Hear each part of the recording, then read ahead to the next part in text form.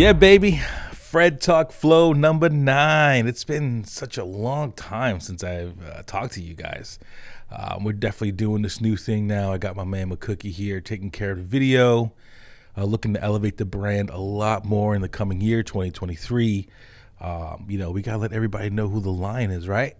King of the jungle, baby. You got to, what is it? You got to be the man, you got to beat the man, right? That's what my man Ric Flair used to say. So what the hell's been going on? There's so many things that have been going on.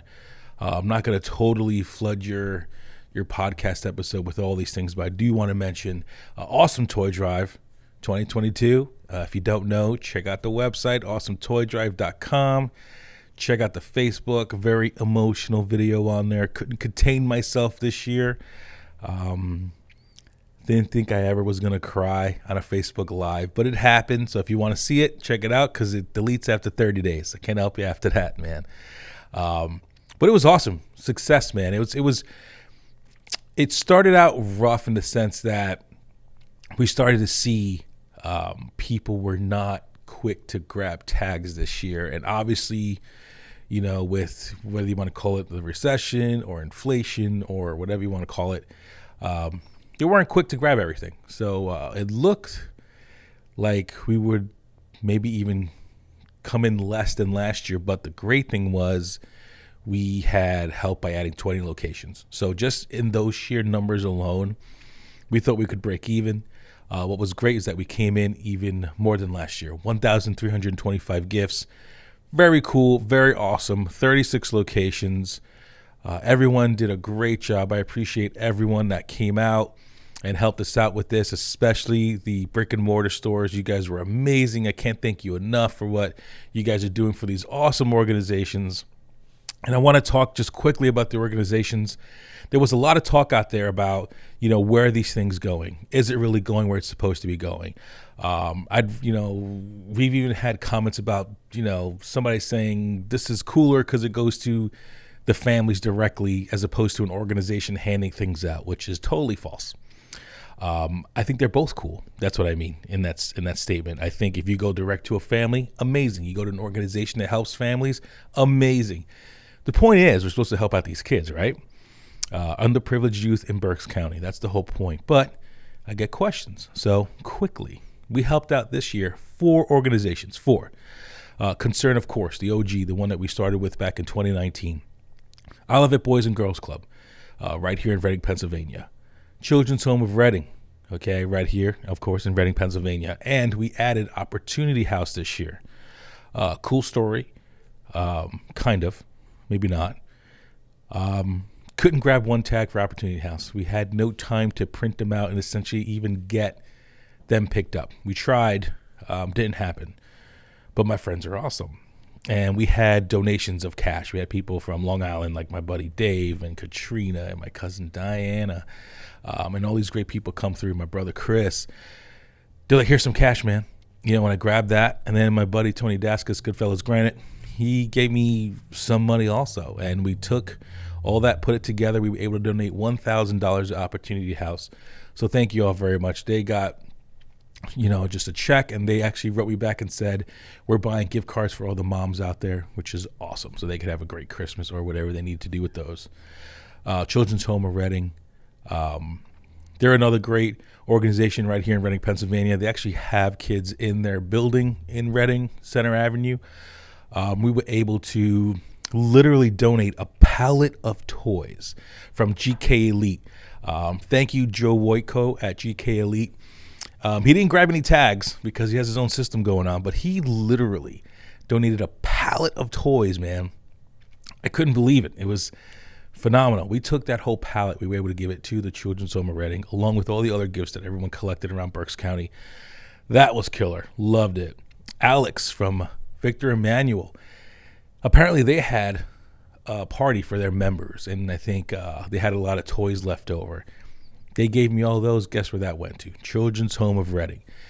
They do a lot of great work with the kids there. I play Santa. I've been playing Santa there for the past 2 years.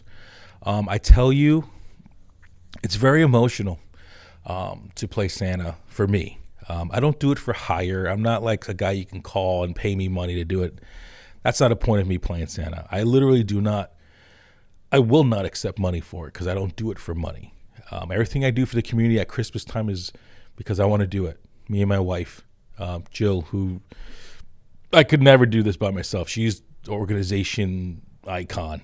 Like, she takes care of all these things. So without her, none of this happens. So if you ever see Jill, say thank you to her, because she's the glue, the foundation, the whatever you want to call it. Behind every successful man's a stronger woman, and that's so correct in this case.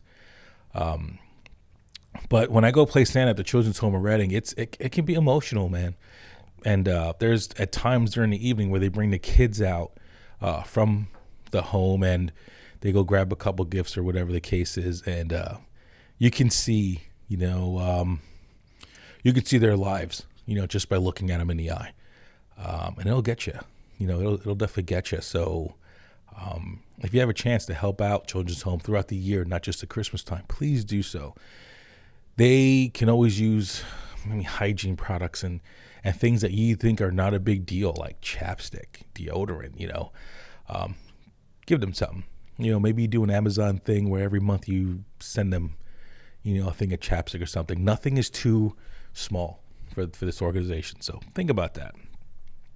Olivet Boys and Girls Club collected a ton of toys for them this year. They're always a great organization. I think they have like 9 or 10 locations.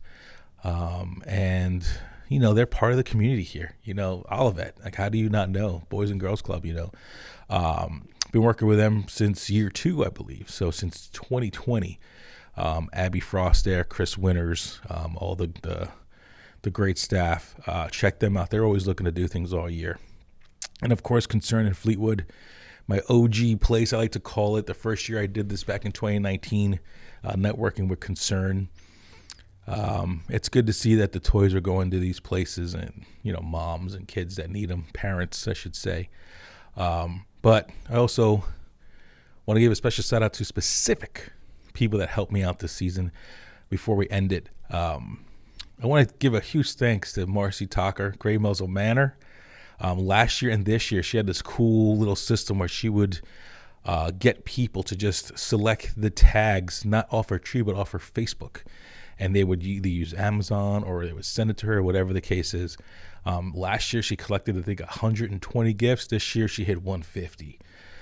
She has this crazy following, organizing thing going on. Of course, a woman, they're great at organizing. She does a great job. We're actually going to talk to her for next year and see how we can take her ideas and put them on a grander scale for Awesome Toy Drive next year, utilizing Amazon. Why not? The whole world shops on there. Let's make it easier, right? Eric Arismendi from Komali Taqueria. Let me tell you, him and his staff, what they did throughout the year was they took all the change from their tip jars and they saved it.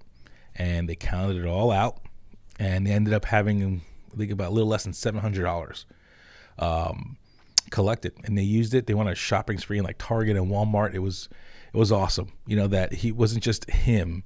And it wasn't just him having a tree out there. It was him getting the whole staff together on this, which is such a good thing to do. You should definitely get your staff involved. And if you have a brick and mortar and you're doing, community work, not even just for us, for anyone, get your whole staff involved.